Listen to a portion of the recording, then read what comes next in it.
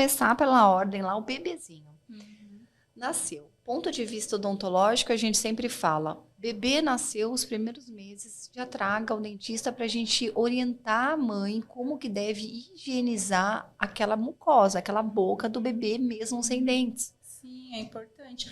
Porque assim, até para ir acostumando com assim, o mexer na boca. Porque se você passa muito tempo, depois, quando a criança está maiorzinha, ele não quer deixar de jeito nenhum você pôr a mão na boquinha, escovar o dente. Então é importante, né, até para fazer essa limpeza, ou com uma gazezinha, tem as dedeirinhas, tudo para ir acostumando a criança, né, O que são dedeiras, doutora? ela vende até na farmácia, são de plástico, ela tem umas sardinhas bem molinhas, assim, né? Porque é tão sensível a gengiva. Silicone, né? É bem assim, pra você conseguir higienizar mesmo ali a gengiva, né? Porque ainda quando no recém-nascido não tem o dentinho, mas já ajuda, porque fica restinho de leite, né? Tudo isso, assim, acaba, né? Acumulando, e é bom a gente tentar deixar limpinho. E numa visão mais de ortodontista, tá? Qual é o momento, assim, pensando no ponto de vista de ver a erupção correta dos dentes, qual é o momento que a mãe deve trazer a criança? Olha, assim, com uns 3 anos de idade, a gente tem que ter uma noção que ela tem que estar com todos os dentinhos na boca de leite, né? É o normal, lógico, né? Tem criança um pouco adiantada, tem criança que passa um pouquinho, mas no geral, com uns 3 aninhos, tem que estar com os dentinhos todos lá. Se a gente observar, né, que tá demorando demais, né, só tá com os 4 dentinhos, já tá com 3 anos, tem que ir, né, fazer uma avaliação, passar com o odontopediatra, de repente, é muito novo para fazer uma radiografia, mas às vezes a gente tem que investigar, porque tá um pouco fora do normal, né? Então, até 3 anos, a gente espera que essa criança tenha quantos dentes na boca? Uns 20. 20 dentes. 20 dentes. Qual que é rapidamente a ordem de erupção desses dentinhos de leite? Geralmente começa com os incisivos inferiores, aí começa os superiores, vem os canininhos e os molares.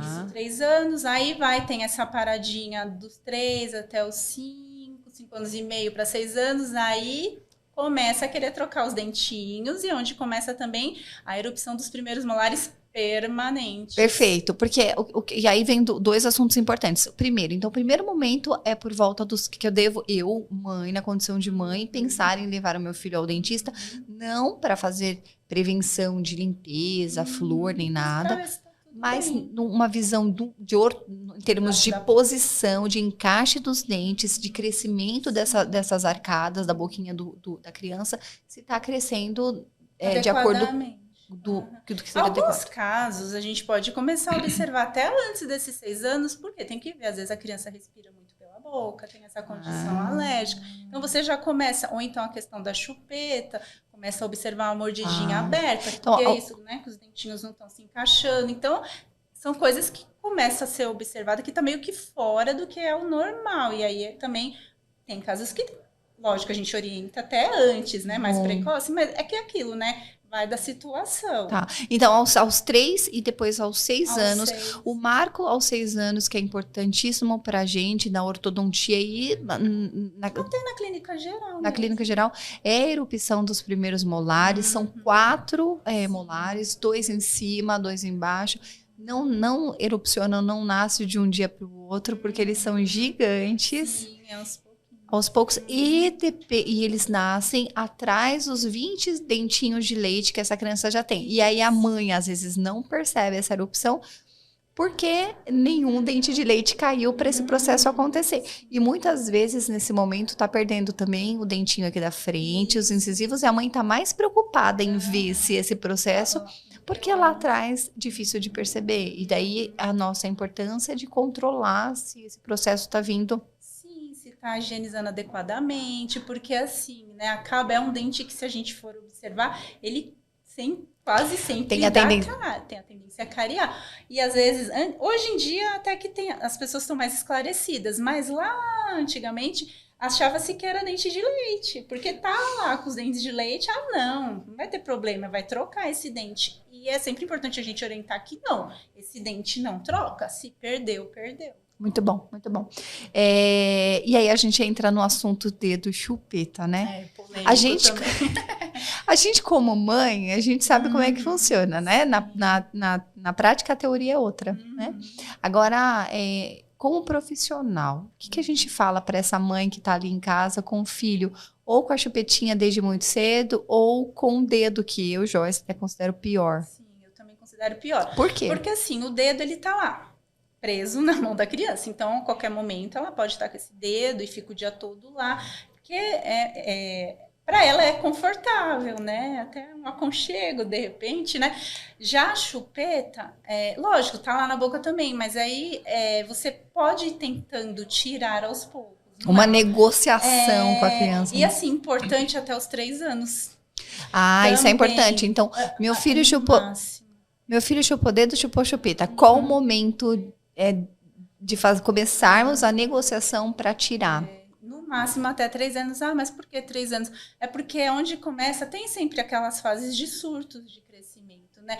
Então, uns 3 anos, então a dentição de leite já está completa, porque a partir disso pode começar a deformar, né? E aí é onde a gente vê os casos, pode acontecer uma mordida cruzada. Se junto a isso a criança já tem um problema, uma rinite alérgica, já respirar pela boca, isso vai assim duplicar assim, a tendência de ter esse problema.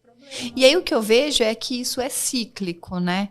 Porque daí a criança tem uma questão alérgica que favorece a respiração pela boca, e aí da boca não dá função para o nariz, daí começa a ter essa atrofia mesmo, né? Da parte óssea, da parte... Principalmente a arcada de cima, né? A arcada superior, ela fica estreitinha, então começa realmente a prejudicar mesmo. Muda a parte de cima, muda a parte de baixo, e aí não fecha a boca, e aí continua respirando pelo nariz, pela boca e não pelo nariz, e aí cresce, e aí o histórico eu nunca respirei mesmo bem pelo nariz, a minha vida toda eu respirei pela boca, mas na verdade eles tem uma correlação ali, né? Muito bom, então assim, momentos 3, 6 anos, e depois... Aí eu considero 9 anos, uma idade também importante. É porque que nem varia muito. Menina, às vezes, é um pouco mais precoce, troca mais rápido os dentes do que menino, né? Mas essa idade de 9 anos e meio, por quê? Pra gente avaliar, além, né, da mordida toda, né? A troca dos dentes, se tá tudo dentro do padrão, né? Do normal, o canino. Porque o canino é um dente que dá... O canino são os 4 as dentes presinhas que a gente popularmente, né, fala. Tá. Então, esses dentes, assim, tem tido muitos casos de ele não conseguir erupcionar. O que é isso? Nascer. O de leite fica lá, ele lá dentro, a gente só consegue ver isso numa radiografia, ele não está tão bem posicionado, e se a gente não acompanhar isso e ver que está passando até uns 12, 13 anos, estourando a idade de limite, assim, para já ter trocado esse dente. Então, 12, 13 anos, a gente está falando de um adolescente que já não tem mais dente de leite. Ele já tem... Era para ele ter trocado, né? Até uns 13 anos, assim, ter trocado já.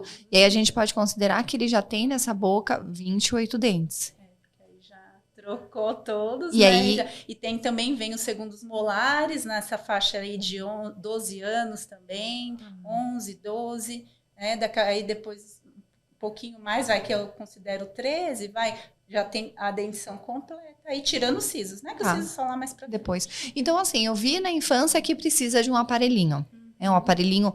Como é que é aparelho para criança, doutora? É aparelho fixo, aparelho removível? Olha, ele geralmente é removível, né? Assim, de certa forma, o que é até bom, eu sei que a gente acaba dependendo muito da colaboração da criança, mas assim, para ela se alimentar, né? A questão da higiene, porque, né, dependendo da idade, nós pais que temos que estar lá higienizando. Imagina uma criança com aparelho fixo, né? Não ia dar muito certo. E o aparelho fixo, mesmo que seja as plaquinhas, se eu cimentar, se eu de fato fixar esse aparelho na boca da criança, é mais difícil para poder fazer a higiene. Então, complica bastante. Então, assim, e fora isso, quando a gente tem essa indicação de aparelhinho, né, nessa idade, né, de 6 até uns 10, dependendo da criança, às vezes a gente quer um aparelho, na verdade, a gente chama de ortopédico. O que a gente isso é importante. Então, eu vi que meu filho não está desenvolvendo a mordida de acordo com o que precisaria. Então, antes, vamos falar quais os tipos de mordida. A gente chama de maloclusão. Então, nada mais é do que o que a gente está querendo dizer. Está mordendo de uma maneira que não é ideal, que não está adequada. Quais são os tipos de mordida errada que a gente tem, doutora? Que nem para o adolescente adulto a gente chama também classe 1, classe 2, classe 3. O que a classe 1 é mais ou menos o que a gente gostaria que fosse, né? Que a gente considera normal. Mas mesmo na classe 1 a gente pode ter falta de espaço, né? Dentes giradinhos. Mas a gente gostaria que fosse classe 1 porque tá assim, tem a harmonia da parte inferior com a superior. Classe 2. Aí o que pode acontecer? Ou a parte de baixo não está desenvolvendo adequadamente, a de cima está dentro do normal, ou realmente a de cima está desenvolvendo mais que a inferior. É aí onde a gente tem que tomar cuidado para escolher qual tipo de aparelho ortopédico, porque às vezes pode ter uma indicação, o problema é mandibular, não é da maxila. Então, para não errar na indicação do tipo de aparelho, para você não piorar a situação. Então, a importância é dos pais saberem qual profissional está levando, um profissional que tem experiência em ortopedia, que seja ortodontista especialista e que faça ortopedia. Excelente, excelente. E aí, no caso da classe 3, o que é, né? Aí o desenvolvimento, né, da parte inferior, ela tá um pouco mais, né, rápido que a inferior. Então, é o que a gente chama de classe 3, a mandíbula mais projetada em relação à maxila. No caso do dedo chupeta, o que a gente tem, o que pode acontecer, respirador bucal, é uma classe... 2. Classe 2. Aí a gente tem a mordida, pode ser também aberta. A mordida aberta é aquela típica que fica espacinho da... Não encosta os dentinhos, a gente tem mordida cruzada, o que é isso? Imagina que a tampa com a panela, elas não a parte de baixo, que seria a panela, e a tampa não encaixa.